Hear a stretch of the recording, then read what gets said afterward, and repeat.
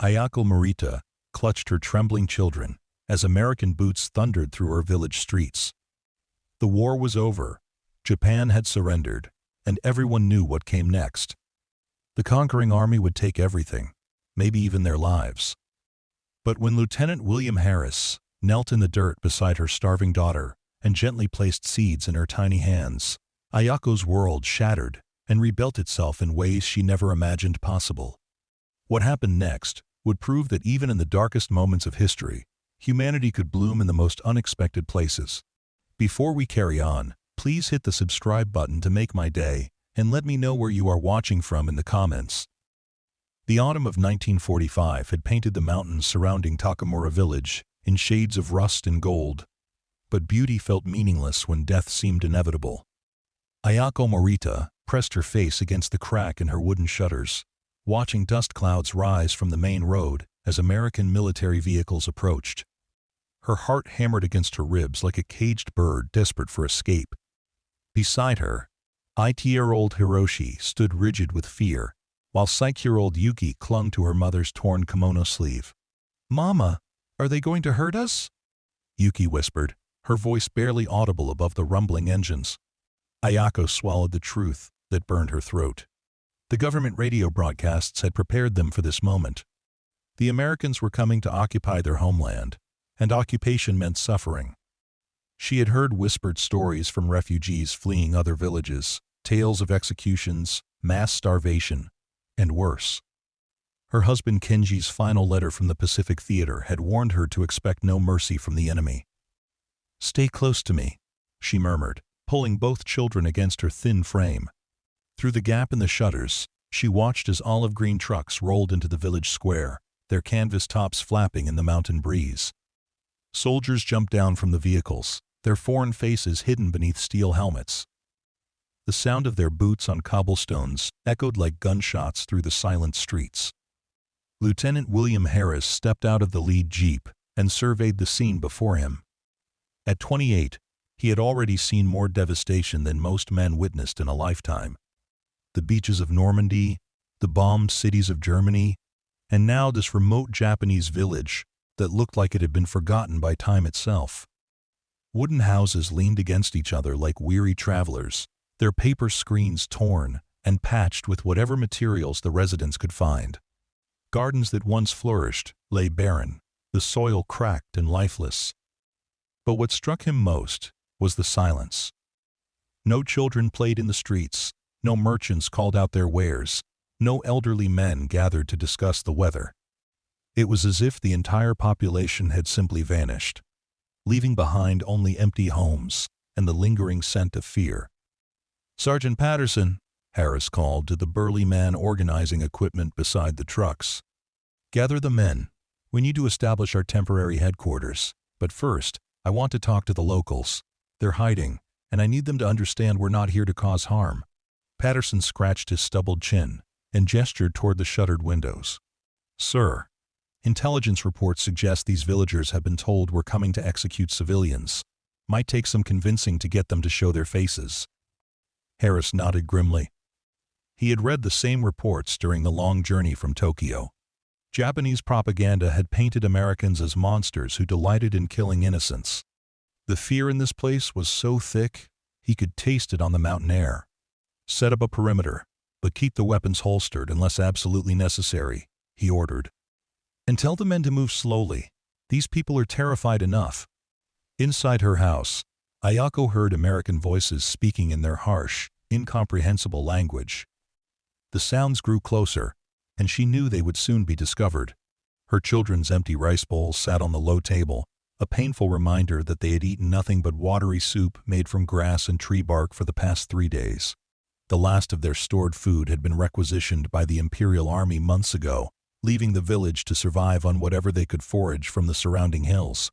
A gentle knock at her door made her freeze. Enemy soldiers did not knock. They kicked down barriers and dragged families into the streets. But this sound was almost polite, patient. "Hello?" came a voice in broken Japanese. "We are American soldiers. We will not hurt you. Please, can we talk?" Ayako's hands shook as she considered her options. Hiding was impossible in a house this small. Eventually, they would break down the door anyway.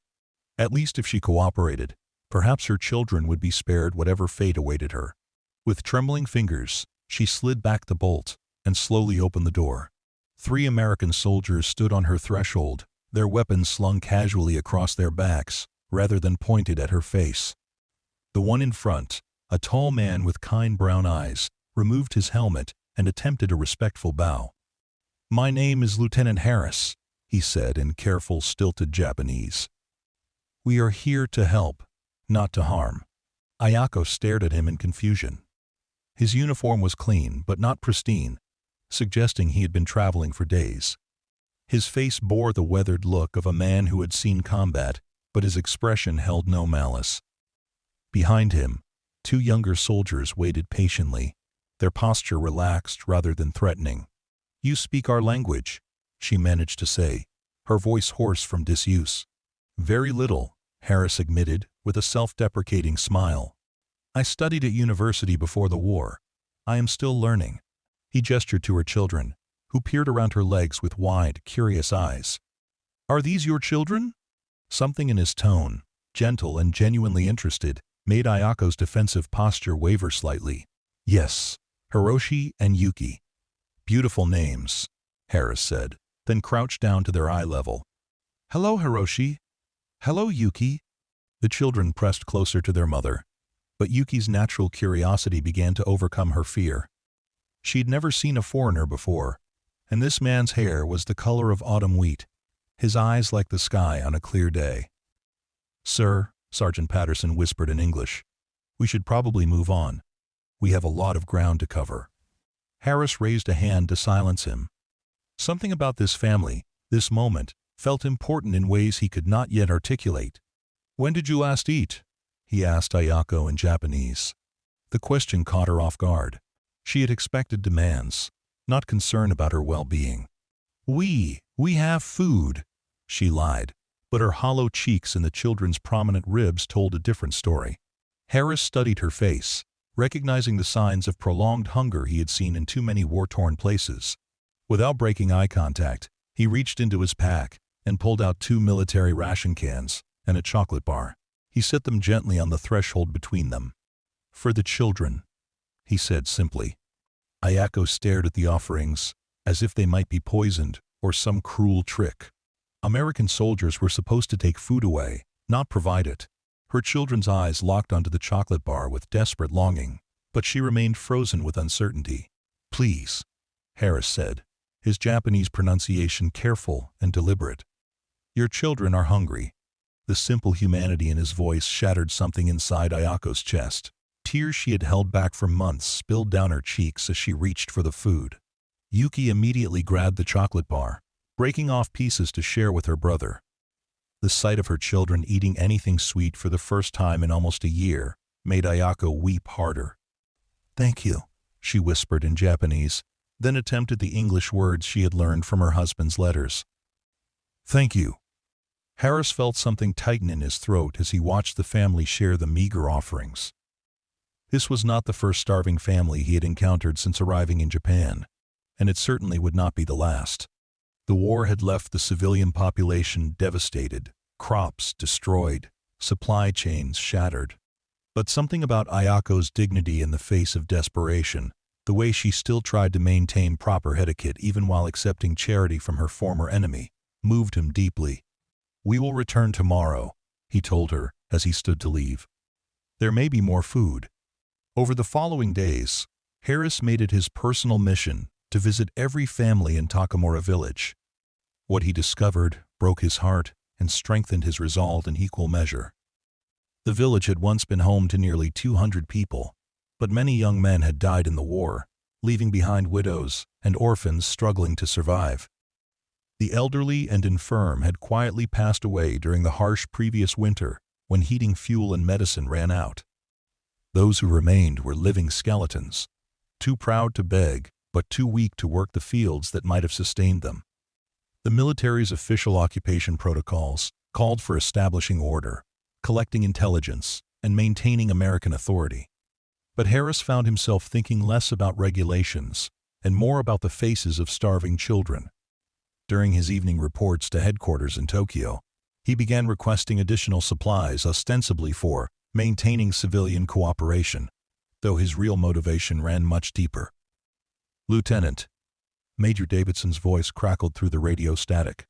"Your supply requests seem excessive for a village that size. Are you encountering resistance?" Harris stared out at the darkened village where families huddled in unheated homes, sharing whatever scraps they could find. "No, sir. Quite the opposite. The civilians are cooperating fully, but they're in desperate need of basic sustenance. I believe providing aid will demonstrate American commitment to rebuilding rather than destroying." There was a long pause on the other end. "Understood, Lieutenant. I'll see what I can authorize, but don't get too attached to playing humanitarian.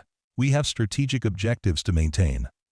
That night, Harris walked through the village streets under a canopy of stars that seemed unusually bright in the clear mountain air. Smoke rose from only a few chimneys, as most families lacked fuel to heat their homes. In the distance, he could hear a child crying, probably from hunger. The sound echoed off the mountains and seemed to fill the entire valley with its plaintive call. He found himself standing outside Ayako's house, where warm light flickered behind the paper screens. Through the translucent walls, he could see silhouettes of the family gathered around their low table. They were sharing what appeared to be a simple meal, probably rice stretched with vegetables or grasses foraged from the hillsides. But they were together, alive, maintaining their humanity despite everything they had endured.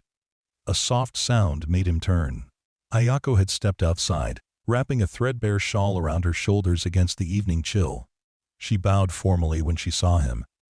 "Lieutenant Harris," she said in English, her pronunciation careful and deliberate. "Mrs. Morita," he replied in Japanese, returning her bow. "I apologize for disturbing your evening." "You do not disturb," she said, switching back to her native language. "I wanted to thank you again for your kindness to my children. They have not had such food in many months." Harris nodded, then found himself asking a question that had been weighing on his mind. "Before the war, what did your family do?" Ayako's face softened with memory. "My husband was a teacher. He loved books and learning. Our garden provided vegetables for many families in the village. I made textiles, beautiful fabrics for special occasions." She gestured toward the darkened fields surrounding the village. "The land here is very good for growing things, but the war took away our seeds, our tools, our men who knew how to work the soil properly." "You had a garden?" "Oh yes, very large. Tomatoes, radishes, cabbage, beans, many different vegetables." Her eyes grew distant with longing. Hiroshi was learning to plant seeds when his father went away to fight. Yuki was too small then, but she loved to help water the plants. Harris stared out at the empty fields, an idea beginning to form in his mind. "The soil? It is still good for growing?" "I believe so. Yes. But we have no seeds, no proper tools, and winter comes soon." "What if," Harris said slowly, working out the logistics even as he spoke, "what if there was a way to plant a garden? Not just for your family, but for the whole village?" Ayako looked at him with confusion and something that might have been hope. "I do not understand. You are soldiers, not farmers. Some of my men grew up on farms in America, and we have access to supplies, seeds, tools." The plan was taking shape in his mind now, gathering momentum like a boulder rolling downhill. Would the villagers work together if they had what they needed to grow food? "Of course," Ayako said immediately. "Before the war, we always worked together. But Lieutenant Harris, why would you do such a thing? We are your former enemies." Harris was quiet for a long moment, considering her question. Why indeed? His orders were to maintain order and gather intelligence, not to organize agricultural projects. But something about this place, these people, had gotten under his skin. Maybe it was the dignity they maintained despite their suffering, or the way children still found reasons to smile even while their stomachs cramped with hunger. "Because," he said finally, "the war is over, and hungry people make poor neighbors for anyone." The next morning brought news that would change everything. A supply convoy from Tokyo had been delayed due to damaged bridges, but Harris had managed to secure a smaller shipment of emergency rations from a depot in nearby Matsumoto. More importantly, he had contacted an American agricultural unit stationed near Nagoya and convinced them to spare packets of fast-growing vegetable seeds suitable for autumn planting. Sergeant Patterson found Harris studying a hand-drawn map of the villages surrounding farmland. "Sir, I have to ask, what exactly are we doing here? This isn't standard occupation procedure." "We're winning the peace, Sergeant," Harris replied, without looking up from his map. "Sometimes that's more important than winning the war. With respect, sir, gardening isn't going to show up in any military manual I've ever read." Harris finally raised his eyes to meet Patterson's skeptical gaze. "Maybe it should. These people have been told that Americans are monsters who will destroy everything they touch. What if instead we showed them that we can help things grow?" Patterson shook his head but began organizing the supplies anyway. Over the years, he had learned to trust his lieutenant's instincts, even when they led in unconventional directions. The seeds arrived 3 days later, along with basic gardening tools and several bags of fertilizer. Harris gathered his men in the village square as curious residents began emerging from their homes. Word had spread that the Americans were planning something unusual, and despite their lingering fears, hunger and hope proved stronger than caution. Ayako stood with her children at the edge of the growing crowd, watching as Lieutenant Harris addressed the assembled villagers in his careful, improving Japanese. Behind him, American soldiers stood holding shovels, hoes, and canvas bags that rustled with mysterious contents. "People of Takamura," Harris began, his voice carrying clearly in the crisp mountain air. "We know that you have suffered greatly. We know that you are hungry, and that winter approaches. Today, we want to work with you to plant seeds that will grow food for your families." Murmurs rippled through the crowd. An elderly man named Tanaka, who served as the village's informal leader since the mayor had died the previous winter, stepped forward with obvious skepticism. "Honorable Lieutenant," he said with a formal bow, "we appreciate your concern, but autumn is not the season for planting. The cold will kill young plants before they can mature." Harris had anticipated this objection. "These are special seeds from America. They grow quickly in cool weather. Radishes, spinach, lettuce, turnips. They will be ready to harvest before the deep snows come." He gestured to one of his soldiers, who opened a canvas bag to reveal dozens of seed packets. The colorful illustrations on the packages showed vegetables that made everyone's mouths water despite their doubts. "We will work together," Harris continued. "American soldiers and Japanese families, side by side. We will prepare the soil, plant the seeds, and care for the garden until harvest time. The food will belong to all of you." The crowd exchanged uncertain glances. This offer seemed too good to be true, and experience had taught them to be wary of anything that seemed too good to be true. But their children's hollow cheeks and the approaching winter left them with few alternatives. Ayako found herself stepping forward before she had consciously decided to speak. "Lieutenant Harris," she said, her voice trembling but determined, "if we do this thing, if we plant this garden, what do you ask in return?" The question hung in the air, like morning mist. Harris looked around at the assembled faces, seeing fear, hope, desperation, and stubborn pride all mixed together. These people had every reason to distrust him, and yet they were willing to consider working alongside their former enemies if it meant food for their families. "Nothing," he said simply.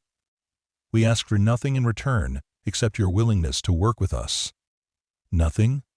Tanaka repeated, his weathered face creased with disbelief. "Nothing," Harris confirmed. "Consider it an investment in the future. Your future, your children's future." Young Hiroshi tugged at his mother's sleeve and whispered something in her ear.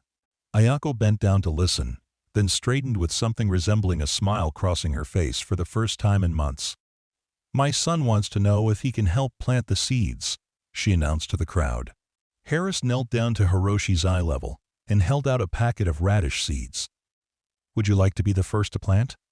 The boy looked to his mother for permission, then nodded solemnly and took the packet with both hands as if it contained treasure more precious than gold. And so began the most unusual agricultural project in the history of American military occupation.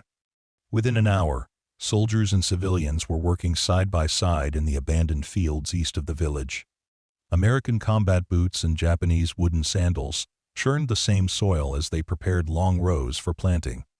Sergeant Patterson found himself working alongside Tanaka, who, despite his initial skepticism, proved to be an expert on local growing conditions. "The drainage in this section is not so good," the elderly man explained in broken English mixed with gestures. "Better to plant here, where the slope carries away excess water." "You speak English?" Patterson asked, surprised. "Little bit. Studied many years ago, before war made such knowledge dangerous to possess." Patterson nodded grimly. He had not considered that speaking English might have been seen as treasonous in wartime Japan. "Well, it's not dangerous anymore. In fact, it's pretty damn useful right now." Tanaka smiled, the first genuine smile Patterson had seen from any of the villagers.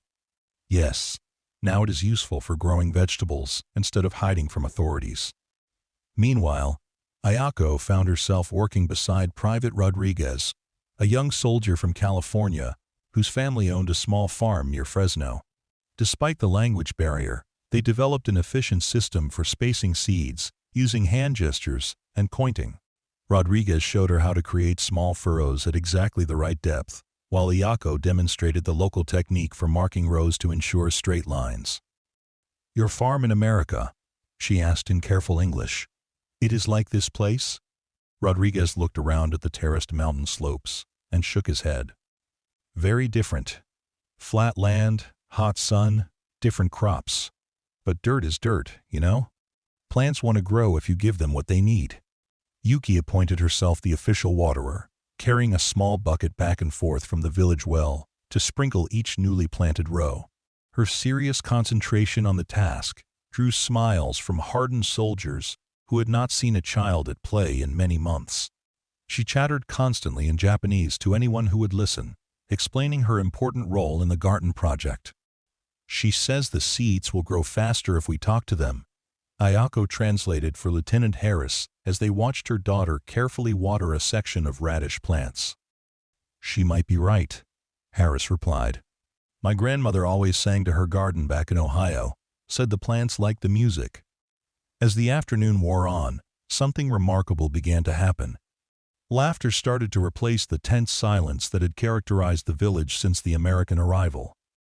Soldiers shared cigarettes with villagers during breaks, while children grew bold enough to examine the foreigners' equipment with curious eyes.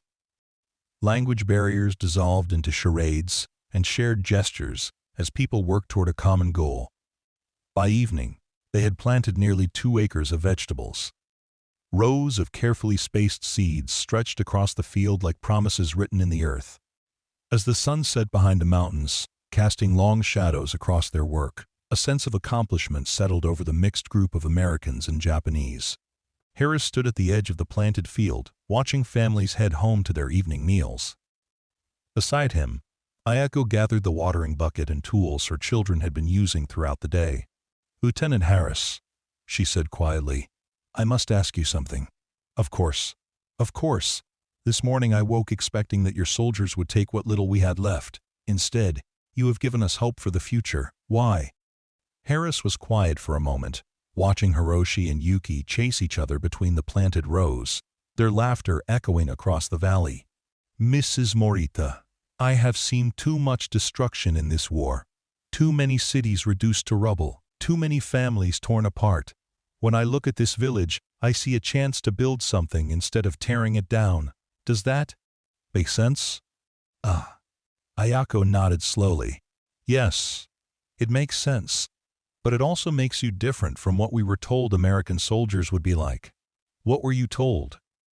"That you were devils who delighted in causing suffering. That you would burn our homes and murder our children for sport." She gestured toward the field where her son was still examining the planted rows with intense fascination. "Devils do not teach children how to plant seeds." Harris felt the weight of propaganda and prejudice that had shaped both sides of the conflict. "And we were told that Japanese soldiers and civilians were fanatics who would fight to the death rather than surrender, that you could never be trusted or reasoned with. Yet here we are, working together to grow food." Here we are, Harris agreed. Maybe the people who told us those things were wrong about a lot of other things, too. The next few weeks established a routine that would have been unimaginable just a month earlier. Each morning, soldiers and villagers gathered at the garden site to check on the emerging seedlings. The fast-growing varieties had begun to sprout within days, sending up tiny green shoots that brought excitement and careful tending from the entire community. Ayako found herself becoming the unofficial coordinator between the American soldiers and the Japanese families. Her limited English vocabulary expanded rapidly through daily necessity, while several soldiers began picking up basic Japanese phrases from their interactions with the villagers. Lieutenant Harris made a point of eating at least one meal each day with a different village family, sharing his military rations while learning about local customs and concerns. The children ask when their fathers will come home from the war, Ayako told him one evening as they walked through the garden rows, examining the progress of the plants. What should I tell them? Harris considered the question carefully. He had received word through military channels that prisoner exchanges and repatriations were beginning, but the process would take months or years to complete. Many soldiers would never return home at all. Tell them that some fathers will return and some will not, he said finally. But tell them also that the village will survive either way because the people here are strong and have learned to take care of each other. Even with help from former enemies? Especially with help from former enemies. That shows strength of character that goes beyond what any army can teach. The garden became a gathering place for more than just agricultural work. Children played games between the rows after school. Elderly residents shared stories about farming techniques from their youth, and young mothers found opportunities to socialize while tending the plants. American soldiers began participating in these informal social gatherings, teaching card games and learning traditional Japanese songs. Private Johnson, a mechanic from Detroit, discovered he had a talent for repairing the village's few broken bicycles and farm tools. Word spread that the Americans could fix things as well as plant them, and soon people were bringing damaged items from throughout the valley for Johnson's attention. I never thought I'd be running a repair shop in the middle of Japan, he told Sergeant Patterson while working on an ancient plow that had been damaged during an air raid. But these folks have been making do with broken equipment for years. It feels good to help them get things working again. Corporal Williams, who had studied art before being drafted, began teaching interested children how to draw and paint using improvised materials. His favorite subject was Yuki, who showed remarkable talent for capturing the expressions of people and animals despite her young age. She draws the garden from memory, Williams explained to Harris while showing off Yuki's latest artwork. Look at this detail. She remembers exactly which plants are growing in each row, and she's added birds and butterflies that visit the flowers. The drawing showed not just plants, but people working together.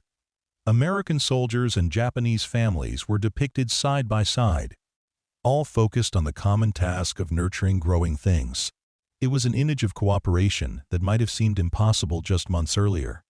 As October progressed, the garden began producing its first harvest. Radishes emerged from the soil like small red and white treasures, while leafy greens provided the fresh vegetables the villagers had not tasted in almost 2 years. The first community harvest celebration was held on a crisp morning, when frost still sparkled on the mountains, but the valley remained warm enough for outdoor gathering. Lieutenant Harris watched Ayako pull the first radish from the soil. Its leaves bright green and its root crisp and peppery. She bit into it immediately, closing her eyes to savor the taste of fresh food grown in their own earth. Tears streamed down her cheeks, but these were tears of joy rather than honor. Sorrow. This is the first vegetable I have eaten that was not stolen from someone else, she said to Harris in English that had grown much more confident over the weeks. The first food that belongs to us, that we grew with our own hands. Hiroshi and Yuki ran between the rows, pulling up radishes and turnips with the excitement of children discovering buried treasure. Their laughter attracted other children. And soon the harvest celebration had turned into an impromptu festival, as families filled baskets with fresh vegetables. Sir, Sergeant Patterson approached Harris with an expression of wonder on his weathered face. I've been in the Army for 12 years, served in 3 different theaters of war. I've never seen anything like this. Like what, Sergeant? Former enemies celebrating together over vegetables they grew in the dirt. It's like something out of a fairy tale, except it's real. Harris nodded, understanding exactly what Patterson meant. The transformation in the village over just a few weeks had been remarkable. Children who had once hidden in terror when Americans approached now ran up to soldiers to show grr off their latest discoveries in the garden. Adults who had expected execution now invited their former enemies to share meals and family celebrations. But perhaps the most significant change had been in the soldiers themselves. Men who had been trained to view Japanese people as alien and dangerous now spoke fondly of their new friends and took pride in their role as gardening instructors rather than occupation forces. That evening, the villagers organized a feast using vegetables from their garden, combined with rice and other ingredients provided by the American Supply Corps. Long tables were set up in the village square, and for the first time since the occupation began, Americans and Japanese sat together as equals sharing a meal. Tanaka stood to address the gathering, speaking in Japanese while Harris translated for the soldiers. Elder Tanaka says that before the war, this village was known throughout the region for its hospitality and the quality of its produce. He says that hospitality had been buried under fear and hunger, but today it has grown again, like the vegetables in our garden. The old man continued speaking, his voice growing stronger and more emotional. He says that you soldiers have shown them that the war truly is over, not just in the newspapers, but in the hearts of people. He says that by planting this garden together, we have planted the seeds of a peaceful future. Several soldiers wiped their eyes during the translation, and Harris had to pause to compose himself before finishing. He says that you will always be welcome in this village, not as occupiers, but as friends who helped. Then remember how to hope. The feast continued late into the evening, with children falling asleep at the tables, while adults shared stories and songs from their respective cultures. American folk songs, mixed with Japanese lullabies, as the mountain hare carried music across the valley.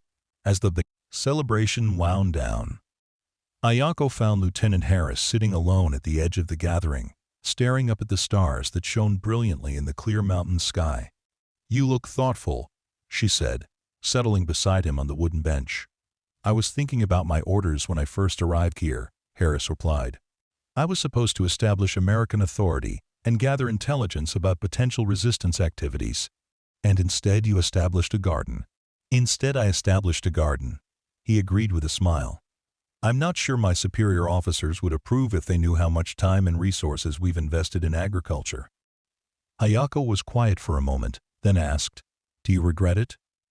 This choice you made?" Harris looked around at the scene before them.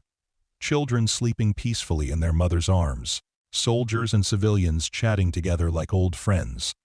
Empty plates that testified to the first abundant meal the village had enjoyed in months.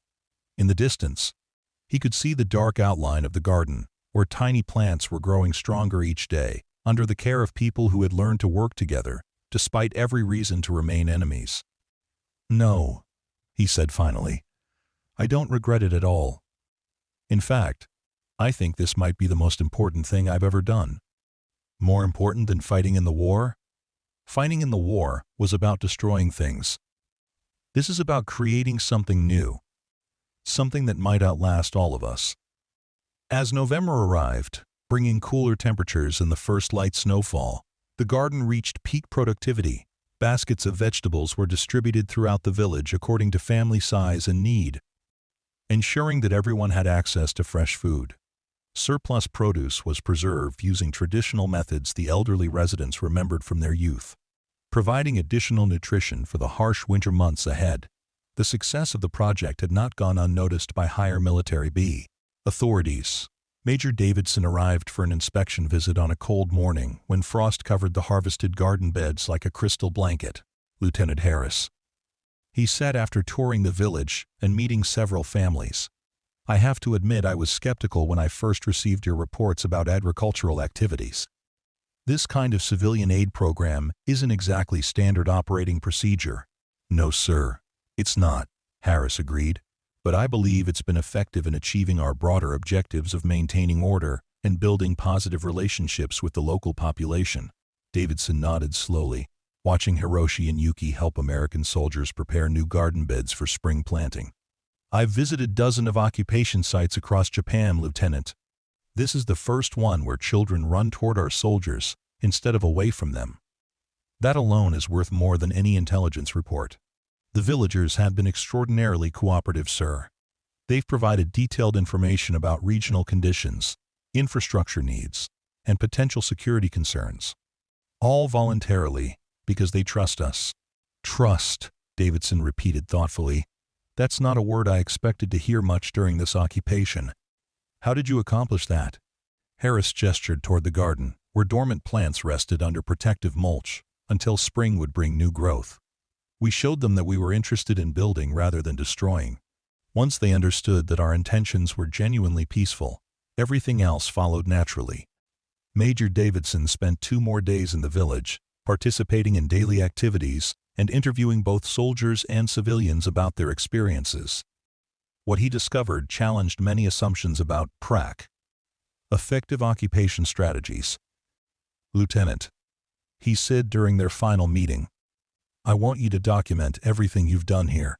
The methods, the timeline, the results. I think this approach might be worth replicating in other locations. Sir? I mean that this little agricultural experiment of yours might become a model for how we handle civilian relations throughout Japan. If planting gardens can accomplish what months of traditional occupation tactics haven't, then maybe we need to rethink our entire approach. Harris felt a surge of excitement at the possibility that their success in Takamura might benefit people in other villages facing similar challenges. I'll have a complete report ready within a week, sir. Good. And, Lieutenant, keep up the good work here. I have a feeling this place is going to be written about in military academies for years to come. After Major Davidson's departure, Harris found himself contemplating the broader implications of what they had accomplished. The garden had been successful beyond his wildest expectations, not just in producing food, but in transforming relationships between former enemies into something resembling genuine friendship. But winter was coming, and with it new challenges. The American military was beginning to rotate personnel, and Harris had received word that his unit would be transferred to a new assignment in the spring. The thought of leaving Takamura village filled him with an unexpected sense of loss. You look sad, Ayako observed during one of their evening walks through the dormant garden. Snow had begun falling more regularly, covering the carefully tended beds with a protective white blanket. I've been thinking about spring, Harris said. About new assignments and new responsibilities. You will be leading us. It was not a question, but a statement of inevitable fact. Ayako had learned enough about military procedures to understand that American soldiers would not remain in one location indefinitely. Eventually, yes, but not until we've prepared everything for next year's growing season, and not until I'm sure the village has everything it needs to continue the garden without us. They walked in comfortable silence for a while, their footsteps crunching softly in the fresh snow. Around them, the village looked peaceful under its winter covering. Smoke rising from chimneys where families gathered around fires fueled by wood the soldiers had helped them cut and stack. Lieutenant Harris, Ayako said eventually, I want you to know that what you have done here, what all of your soldiers have done, it will not be forgotten. My children will tell their children about the Americans who taught them to plant seeds instead of teaching them to fear. And I'll tell people back home about the Japanese village that taught me that former enemies can become friends if they're willing to work together toward a common goal. Is that what we are now? Friends? Friends? Harris considered the question seriously. Over the months they had worked together, he had come to deeply respect Ayako's strength, intelligence, and grace under impossible circumstances. She had lost her husband to war, faced starvation and occupation with dignity, and somehow found the courage to trust strangers who spoke a foreign language and represented everything she had been taught to fear. Yes, he said finally. I think that's exactly what we are. Winter settled over Takamura village like a familiar blanket, bringing with it the quiet rhythms of a mountain community at rest. The garden lay dormant under snow, but its impact continued to ripple through daily life in countless small ways. Preserved vegetables from the harvest supplemented the villagers' winter meals, providing nutrition that meant the difference between mere survival and actual health. More importantly, the relationships forged during the growing season had created new networks of mutual support. American soldiers regularly checked on elderly residents who lived alone, bringing firewood and helping with repairs that would have been impossible for frail hands to manage. Japanese families invited their foreign friends to share traditional winter celebrations, teaching them the significance of seasonal rituals that connected people to the natural world around them. Hiroshi had become something of a celebrity among the soldiers for his detailed knowledge of every plant variety they had grown. He kept a careful journal documenting which seeds had performed best in different soil conditions, illustrated with drawings that showed remarkable attention to botanical detail. His mother often found him reading agricultural manuals that Lieutenant Harris had ordered from American universities, puzzling out English words with the determination of a scholar. "He wants to study agriculture when he grows up," Ayako told Harris during one of their regular conversations. "He says he wants to help other villages learn to grow food the way we learned here." "He'd make an excellent farmer," Harris agreed. "Or maybe an agricultural extension agent. Someone who teaches farming techniques to communities that need help." Extension agent? In America, we have people whose job is to travel around teaching farmers about new methods, better seeds, soil improvement techniques. They work with universities and government agencies to spread knowledge about growing food more efficiently. Ayako's eyes lit up with understanding. So, Hiroshi could help other places like ours? Other villages that need to learn how to grow food again? Absolutely. And with his experience here, his bilingual abilities, and his natural curiosity about plants, he'd be perfect for that kind of work. The conversation planted a seed in Ayako's mind that would grow throughout the winter months. Her son had discovered a passion that could serve not just their own community, but countless others across Japan that faced similar challenges in rebuilding after war's devastation. Meanwhile, Yuki had appointed herself the village's chief chronicler of the garden project. Her artistic talents, encouraged by Corporal Williams, had evolved from simple drawings to detailed illustrated narratives that captured the emotional journey of the community's transformation. Her pictures showed the progression from fear and suspicion to cooperation and friendship, documenting moments of breakthrough when barriers dissolved and understanding bloomed. "She has the soul of a storyteller," Williams told Harris while reviewing Yuki's latest artwork. "Look at how she captures expressions, the body language that shows what people are really feeling. These drawings tell the whole story of what happened here, better than any official report could." Harris studied the images with growing amazement. Yuki had somehow managed to document not just events, but the emotional undercurrents that made those events meaningful. Her pictures showed American soldiers and Japanese families working together, but more than that, they showed the moment when working together became something people genuinely wanted to do, rather than something they felt obligated to tolerate. "I'd like to send copies of these back to the States," Harris said.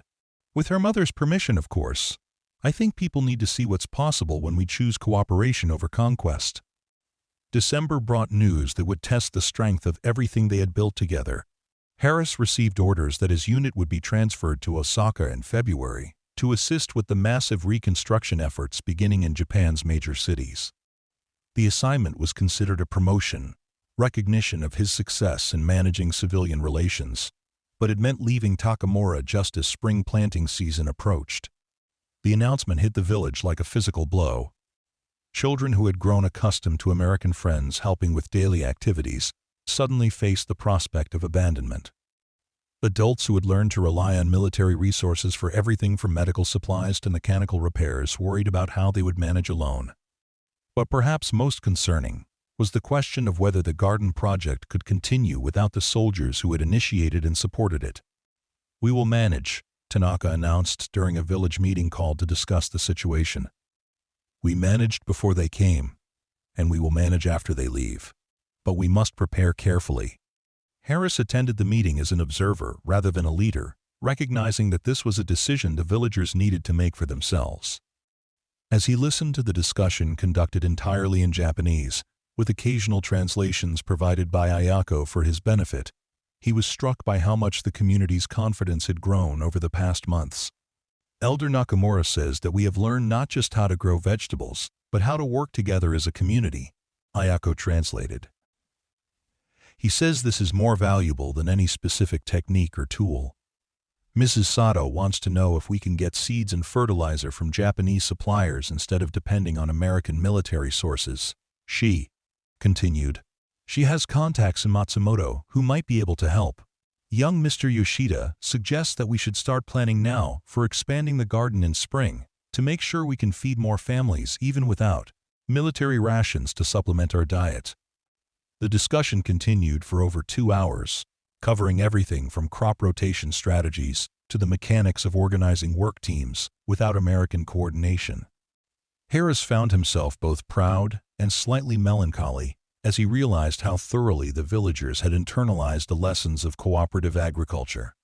They don't really need us anymore, he confided to Sergeant Patterson later that evening. They figured out how to make this work on their own. Isn't that the point, sir? I mean, we couldn't stay here forever.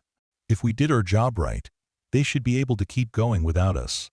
Patterson was right, of course, but the logical correctness of the situation didn't make the prospect of leaving any easier to bear. This village had become more than just an assignment. It had become a community where Harris felt he belonged in ways he had never experienced during his military career. January brought intensive preparation for the transition. Harris worked with village leaders to create detailed plans for spring planting, including sourcing information for seeds, tools, and fertilizer from Japanese suppliers. He arranged for continuing delivery of certain medical supplies through Red Cross channels, and established connections with agricultural extension services that were beginning to operate in the region. Most importantly, he helped establish a formal leadership structure that would coordinate garden activities after the Americans departed. Tanaka would serve as overall coordinator. Drawing on his experience and respected position in the community, Ayako would handle logistics and communication with outside suppliers. Utilizing her growing confidence in dealing with bureaucratic systems, several younger adults would serve as team leaders for different crops and garden sections, ensuring that knowledge was distributed broadly rather than concentrated in just a few individuals. This is very good organization, Ayako said, as she reviewed the detailed plans Harris had helped them develop. Very professional, like a real agricultural business. It is a real agricultural business, Harris replied. You're producing food for dozens of families, managing resources, coordinating with suppliers, planning for seasonal variations. That's exactly what agricultural businesses do. I never thought of it that way. I always thought of it as just growing vegetables to eat. It's both. Growing food to eat is the practical goal, but the way you're doing it, working together as a community, and sharing resources efficiently, that's a sophisticated form of economic organization. This perspective shift seemed to energize the villagers as they prepared for independence. Instead of viewing themselves as recipients of charity who would struggle without outside help, they began to see themselves as competent agricultural producers capable of managing their own enterprise. The transformation in attitude became apparent during a planning meeting where villagers discussed expanding their operation to serve neighboring communities that had heard about Takamura's success. Mrs. Tanaka from the next valley came to visit last week, reported one of the younger women. She wants to know if we can teach her village how to organize a similar garden project. And the Buddhist temple in Koiwai has offered to buy our surplus vegetables if we can produce more than we need for ourselves, added another. Harris listened to these discussions with a growing sense of wonder. What had begun as an emergency measure to prevent starvation had evolved into a model of community development that other places wanted to replicate. The garden had become not just a source of food, but a symbol of what was possible when people chose cooperation over conflict. February arrived with unseasonable warmth. That began melting snow earlier than usual. The exposed garden beds revealed soil rich with compost and organic matter that promised excellent growing conditions for the coming season. More importantly, they revealed a community that had learned to see potential where others might see only problems. Harris's final week in Takamura was filled with farewell celebrations, final planning sessions, and countless personal conversations with individuals who had become genuine friends rather than just cooperative civilians. Each family he visited had specific memories they wanted to share. Particular moments when their relationship with the American soldiers had shifted from suspicious tolerance to active collaboration. "You remember the day when little Kenji fell into the irrigation ditch?" Mrs. Yamamoto asked during a farewell dinner at her home. Private Johnson jumped in to pull him out without even thinking about getting his uniform dirty. "That was when I knew you were not the monsters we had been told to expect." "And you remember when Sergeant Patterson helped us repair the shrine roof before the autumn festival?" added her husband. "He worked harder than any of us, even though it was not his religion, not his celebration." Harris did remember both incidents, along with dozens of similar moments when small acts of human kindness had built bridges across cultural and linguistic divides. These memories would stay with him long after his military service ended. Reminders that even in the aftermath of terrible conflict, people could choose to help each other heal. The night before his departure, Harris took one final walk through the village streets. Snow still covered the mountains, but the valley showed signs of approaching spring, in the subtle lengthening of daylight and the increased activity of birds returning from their winter migrations. In a few weeks, the garden beds would be bustling with activity as a new growing season began. He found Ayako waiting for him at their favorite spot overlooking the garden. She held a wrapped package in her hands, something carefully prepared for this moment of goodbye. "This is for you," she said, offering the gift with a formal bow. "Something to remember us by." Inside the wrapping, Harris discovered a hand-bound book filled with Yuki's drawings and illustrations. But these were not random sketches. They were carefully organized to tell the complete story of the garden project, from beginning to anticipated future. The first pages showed frightened families hiding from American soldiers, while the final images depicted children and adults working together in an expanded garden that fed multiple communities. "Yuki made this especially for you," Ayako explained. "She wanted you to have a record of what we accomplished together, so you could show other people what is possible." Harris turned through the pages slowly, marveling at the 6-year-old's ability to capture complex emotions and relationships through simple but expressive drawings. Here was their first meeting at Ayako's doorstep. His awkward attempt at respectful bowing, clearly visible. There was the moment when Hiroshi first held seeds in his small hands, wonder and determination equally apparent on his face. And there, near the end, was a picture of the entire community gathered around tables celebrating their harvest, Americans and Japanese, indistinguishable in their shared joy. "This is extraordinary," he said, his voice thick with emotion. "This is the most valuable gift anyone has ever given me." "It is not just a gift," Ayako replied. "It is also a responsibility. You must tell our story to others who might need to hear it." They stood together in comfortable silence, looking out over the dormant garden that represented so much more than agricultural production. It represented proof that former enemies could become collaborators, that destruction could give way to creation, that hope could grow, even in the aftermath of devastating conflict. "Mrs. Morita," Harris said finally, using the formal address that had gradually given way to friendship over their months of working together. "What we did here, what all of us did together, it changed my understanding of what's possible in this world." "For me also," she replied. "When I saw your soldiers with shovels instead of rifles, when I watched my children learning to trust people who had been taught to see us as enemies, I learned that human hearts are capable of much more growth than I had believed possible. Will you write to me? Let me know how the garden develops, how the children are doing. Of course. And you must write to us also. Tell us about your new assignment, about other places where you might plant gardens of friendship." Harris promised that he would, though he doubted any future assignment could match the profound personal significance of his time in Takamura village. The next morning brought the inevitable bustle of military departure. Trucks were loaded with equipment, final reports were filed, and formal transfer of authority was completed with Japanese civilian administrators who would oversee the region's continued reconstruction. But the most meaningful farewells happened informally, as individual soldiers said goodbye to the families they had come to know and care about. Sergeant Patterson found himself promising to send baseball equipment from America so the children could learn the sport he had been teaching them during long winter evenings. Private Rodriguez gave Hiroshi his personal set of hand tools, carefully maintained implements that would serve the boy well as he pursued his agricultural interests.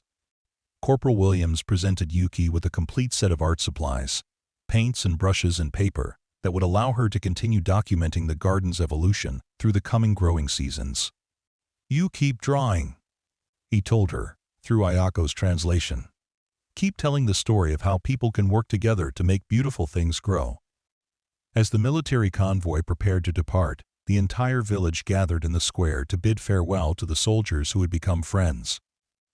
Children who had once hidden in terror now ran alongside the trucks, calling out "thank you" in English and waving frantically until the vehicles disappeared around the mountain bend.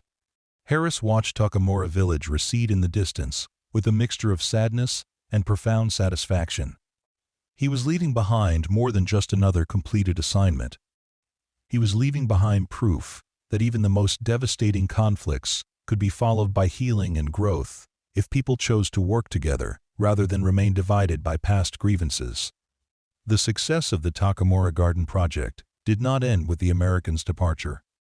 Throughout the spring of 1946, Ayako sent regular letters to Harris, describing the expanding agricultural efforts and the continuing cooperation that had become the village's defining characteristic. "We have planted twice as much area as last year," she wrote in her improving English. "3 other villages have sent representatives to learn our methods, and we are teaching them how to organize community gardens of their own." Hiroshi has become quite the expert on seed varieties and soil preparation. He says he wants to study at the Agricultural College in Tokyo when he is old enough. The letters continued through summer and into autumn, documenting bumper harvests that allowed Takamura to become a supplier of fresh vegetables to surrounding communities. More importantly, they described the establishment of what the villagers had begun calling the Friendship Garden Model in dozens of locations throughout the region. Harris shared these letters with his new commanding officers and eventually with agricultural specialists at the Pentagon who were studying effective reconstruction techniques. The simple story of American soldiers and Japanese civilians planting vegetables together became a case study in how occupying forces could build positive relationships with local populations. By the summer of 1947, Harris had been promoted to major and assigned to help develop official policies based on lessons learned from places like Takamura. The garden project that had begun as an improvised response to local hunger had evolved into a recognized strategy for post-war reconstruction. But for Harris personally, the most meaningful outcome was captured in a letter he received from Ayako in the autumn of 1947, nearly 2 years after their first meeting. "Major Harris," she wrote, "I wanted you to know that yesterday was the 2nd anniversary of the day you first came to our village. We held a celebration in the garden, and many people spoke about how their lives have changed since that frightening morning when we expected American soldiers to bring only destruction.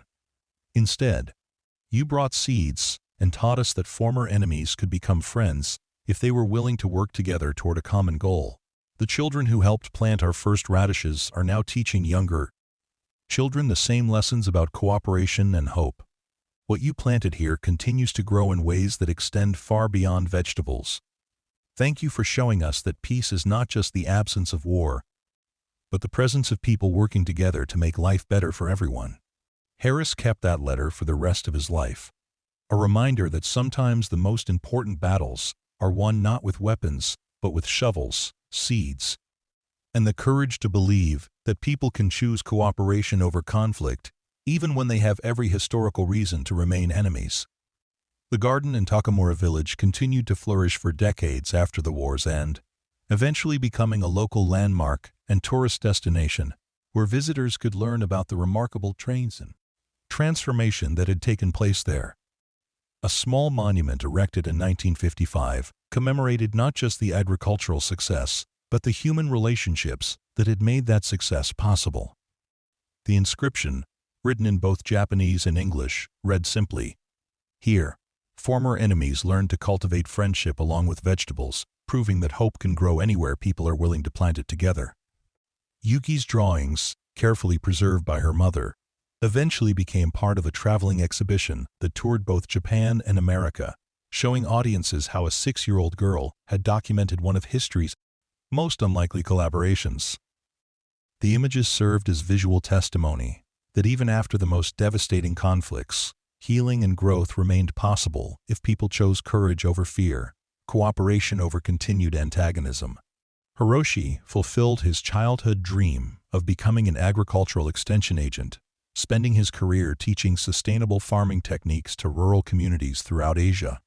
He often told colleagues that his passion for agriculture had been sparked by watching American soldiers plant seeds in his village's barren fields, demonstrating that knowledge and resources shared generously could transform not just crops but entire communities. And Ayako, who had expected American soldiers to strip her village bare, instead found herself writing regularly to Major Harris for more than 3 decades, sharing news of harvests and holidays, marriages and births, achievements and sorrows that marked the passage of time in a community that had learned to thrive through cooperation.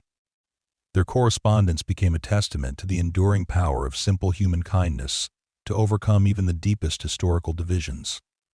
In letter after letter, they documented how a single decision to plant vegetables together had blossomed into lifelong friendships that transcended cultural boundaries, language barriers, and the bitter memories of war. The story of the Takamura Garden spread far beyond military reports and academic studies.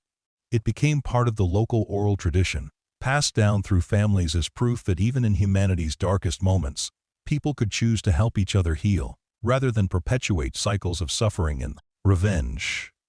Visitors to the village decades later would find elderly residents who still remembered the day American soldiers arrived with shovels instead of rifles, seeds instead of demands for surrender.